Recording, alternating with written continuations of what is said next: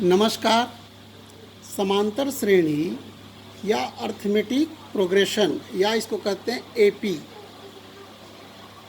किसे कहते हैं। आप 10वीं क्लास के विद्यार्थी हैं तो समांतर श्रेणी के बारे में जब हम पढ़ते हैं तो क्या बोध होता है, क्या समझते हैं आप। इसे समझने के लिए सबसे पहले एक उदाहरण देखते हैं। जैसे 2, 4, 6, 8 ऐसे अनंत तक अगर चला जाता है, और ऐसे ही देखते हैं 5, 10, 15, 20 ये अनंत तक जा रहा है।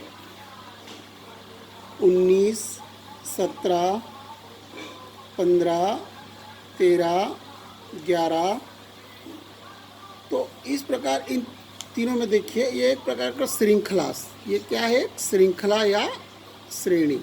इसको कहते हैं श्रृंखला या श्रेणी। श्रेणी या श्रेणी भी लिखा जाता है। श्रृंखला या इसको कहते हैं श्रेणी या कह सकते हैं श्रेणी। तो ये क्या होता है, तो यहाँ पे देखिए आप दो में अगर 2 जोड़ दें तब आता है 4, पुनः 2 जोड़ने पर 6, फिर पुनः 2 जोड़ने पर 8। तो इस प्रकार एक क्रम में जाता है जिसमें हम 2 जोड़ रहे हैं। यहाँ पे देखिए 5 में फिर 5 जोड़े तो 5 और 5 10, 10 में 5 जोड़े तो 15, 15 में 5 जोड़े तो 20। इस प्रकार यह श्रृंखला आगे बढ़ता चला जाएगा। अब यहाँ तीसरा उदाहरण में देखिए, ये पहला उदाहरण, ये दूसरा और ये तीसरा उदाहरण में देखिए 19 में 2 घटाने पर 17 आएगा, 17 में पुनः 2 घटाने पर 15, 15 में 2 घटाएं तो 13, 13 में 2 घटाएं तो 11। इस प्रकार इन तीनों उदाहरणों में आपको एक समानता दिख रहा है। कौन सी समानता इसमें, कि इसमें एक निश्चित संख्या हम या तो जोड़ रहे हैं अगले पद प्राप्त करने के लिए, अथवा निश्चित संख्या हम क्या कर रहे हैं, घटा रहे हैं, जिससे हमें श्रेणी का या श्रृंखला का अगला पद प्राप्त हो रहा है। तो इस प्रकार की संख्याओं की एक ऐसी श्रृंखला, जिसके प्रत्येक पद में एक निश्चित संख्या या नियत संख्या जोड़ा जाता है अथवा घटाया जाता है, जिससे अगला पद प्राप्त होता है। तो इस श्रृंखला को या इस श्रेणी को क्या कहते हैं, समांतर श्रेणी या एपी अथवा अर्थमेटिक प्रोग्रेशन कहा जाता है। इसको दूसरे रूप में ऐसा भी कह सकते हैं कि श्रेणी के पहले पद के बाद प्रत्येक पद अपने पिछले पद में एक निश्चित संख्या जोड़कर प्राप्त किया जाता है। संख्याओं की ऐसी श्रृंखला समांतर श्रेणी अर्थमेटिक प्रोग्रेशन या एपी कहलाती है। और यह जो निश्चित संख्या है जो जोड़ा अथवा घटाया जाता है, जो जैसे कि यहाँ पर हमने क्या जोड़ा है, 5 जोड़ा है, और यहाँ पर वैसे ही 2 जोड़ा है। तो यह जो निश्चित संख्या है 2, 5 अथवा यहाँ पर 2 घटा रहे हैं, या इसको कह सकते हैं -2 जोड़ना अथवा 2 घटा रहे हैं। तो जो संख्या, जो निश्चित संख्या हम जोड़ते या घटाते हैं उसे क्या कहते हैं, सर्वांतर श्रेणी का कहा जाता है। सर्वांतर या डिफरेंस कहा जाता है, जिसे डी से व्यक्त करते हैं। यह सर्वांतर या डी धनात्मक, ऋणात्मक अथवा शून्य तीनों प्रकार का हो सकता है। तो समांतर श्रेणी इस प्रकार से आपको समझ में आ गया होगा। समांतर श्रेणी, तो समांतर श्रेणी में क्या होता है, एक बार और बता देता हूँ कि समांतर श्रेणी किसे कहते हैं, संख्याओं की एक ऐसी श्रृंखला जिसके प्रत्येक पद में एक नियत संख्या जोड़कर या घटाकर अगला पद प्राप्त किया जाता है, समांतर श्रेणी कहलाता है। और यह जो निश्चित संख्या है श्रेणी का सर्वांतर या डिफरेंस कहते हैं, जिसे डी से व्यक्त किया जाता है। यह धनात्मक, ऋणात्मक अथवा शून्य होता है। अब हम देखते हैं श्रेणी का व्यापक रूप प्राप्त करने के लिए। अब यहाँ पर देखिए कि माना हमने प्रथम पद माना हमने ए ही क्यों मानेंगे प्रथम पद, जैसे जो हमारा अल्फ़ाबेट शुरू होता है ABCD, इसलिए मान लिया हमने ए, प्रथम पद ए मान लिया, और कुछ भी माना जा सकता है लेकिन हम यहाँ ए अधिकतर मानते हैं। और इसका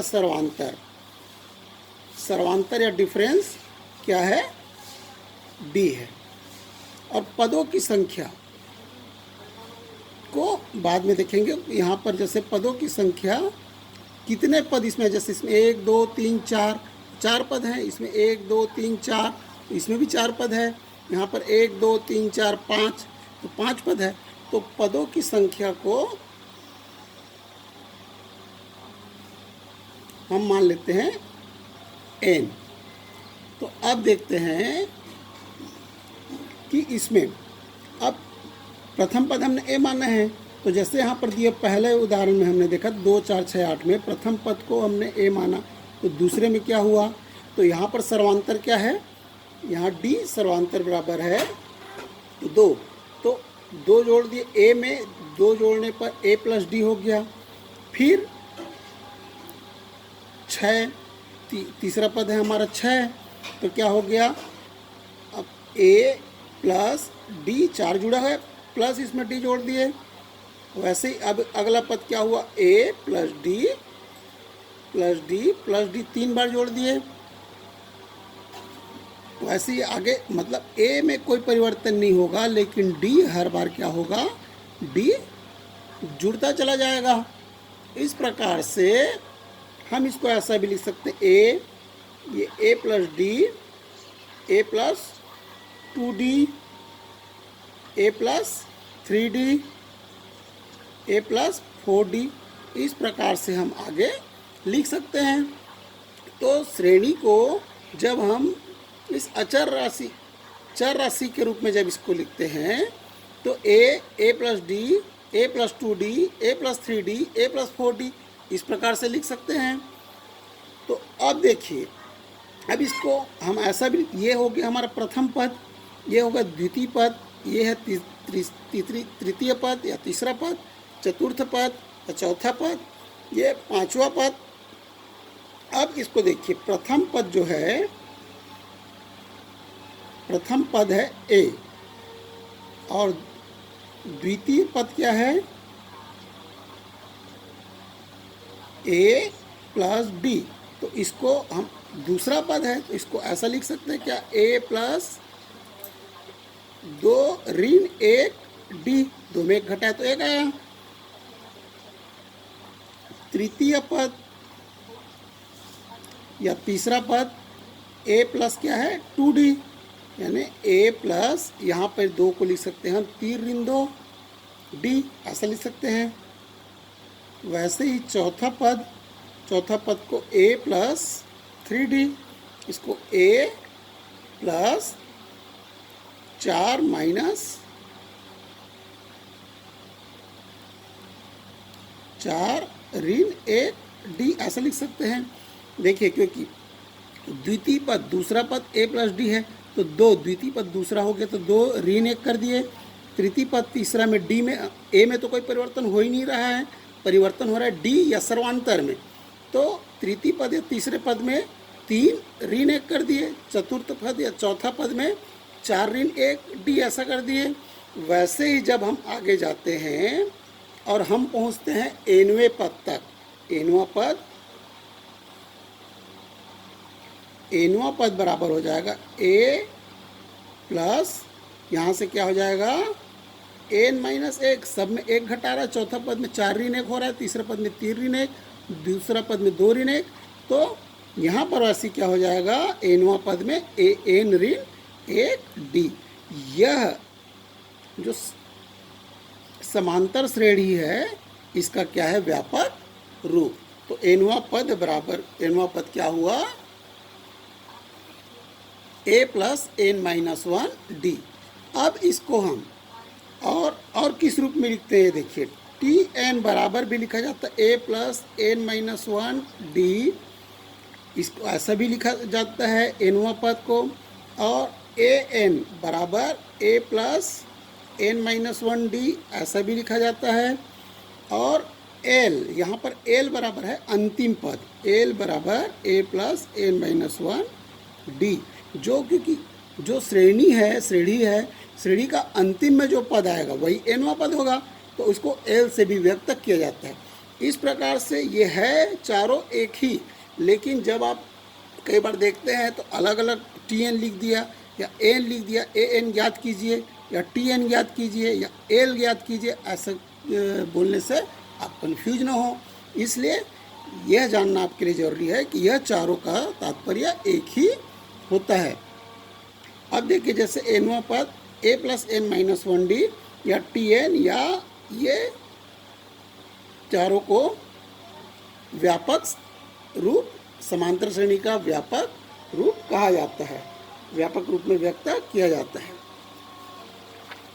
अब हम आगे देखते हैं, एक उदाहरण ले लेते हैं कि अगर हमको कहा जाए कि कोई श्रेणी दिया जाए, उसका 10वां पद, 12वां पद, 15वां पद ज्ञात कीजिए, तो आप कैसे ज्ञात करोगे? तो उसके लिए समांतर श्रेणी हमारे पुस्तक का प्रश्नावली 1 का प्रश्न लेते हैं। तो इसका पहला प्रश्न लेते हैं,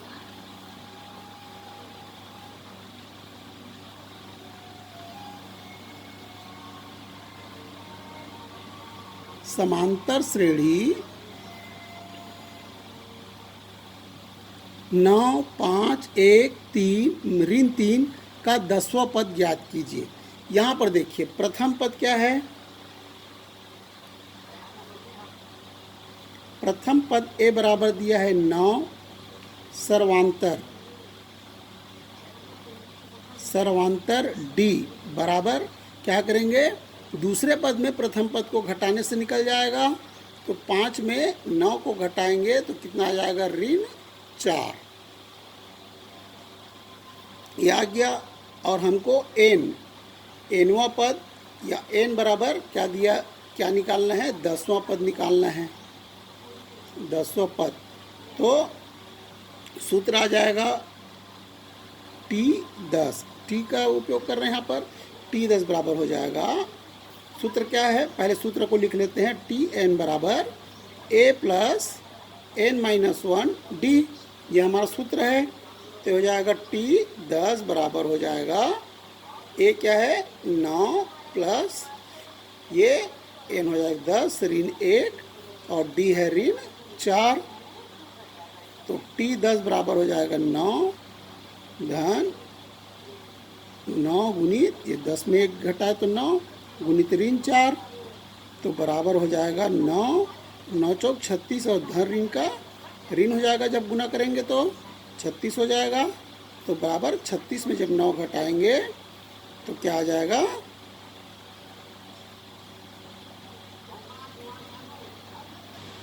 ऋण 27।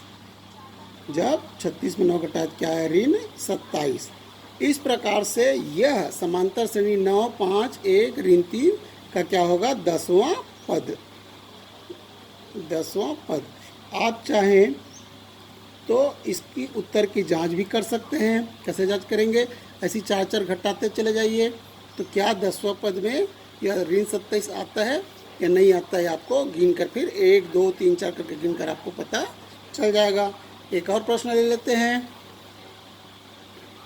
समांतर श्रेणी 8, 15, 22 का अंतिम पद 218 है। पदों की संख्या ज्ञात करना है, कितना पद है यह निकालना है। तो क्या हो जाएगा? पदों की संख्या, तो हमको जब अंतिम पद दिया तो यहाँ पर प्रथम पद क्या हो जाएगा? प्रथम पद a बराबर है 8 और सर्वांतर d बराबर हो जाएगा 15 ऋण 8 बराबर 7। अंतिम पद l बराबर क्या दिया है? 218। हमें पदों की संख्या नहीं दिया है कि इसमें कितना पद है, तो पदों की संख्या n बराबर हमको निकालना है। अब इसी सूत्र का प्रयोग करेंगे, सूत्र यही रहेगा। तो यहाँ पर लेकिन क्या हो जाता है? l बराबर a plus n minus 1d। तो l बराबर कितना दिया है?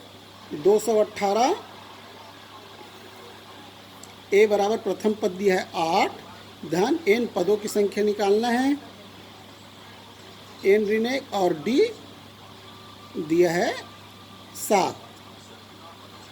तो अब ये हो जाएगा, 8 को पहले इधर पक्षांतर कर देंगे तो 218 ऋण 8 बराबर, इसके साथ 7 का गुना करेंगे तो 7n ऋण 7 हो जाएगा।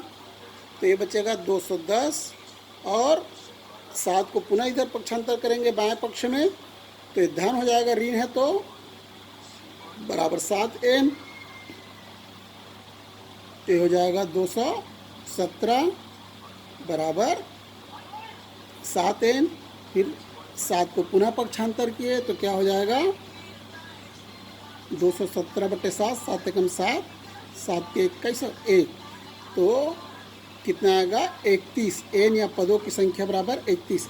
मैंने यहाँ अलग अलग पक्षांतर किया है, आप एक साथ भी पक्षांतर कर सकते हैं। जैसे कि यहाँ दिया 218 बराबर, हम इसको कर सकते हैं 8 धन 7n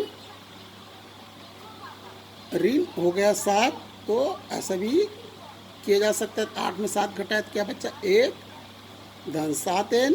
फिर 1 को इधर पक्षांतर किए तो 218 ऋण 1 आ गया बराबर 7n, पुनः 217/7 हो जाएगा बराबर n, 7 एकम और 7 और 7 एकम, तो n या पदों की संख्या बराबर क्या आ जाएगा 31 होगा।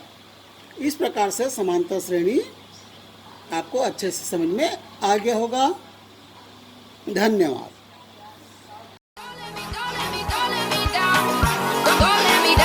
Don't let me down.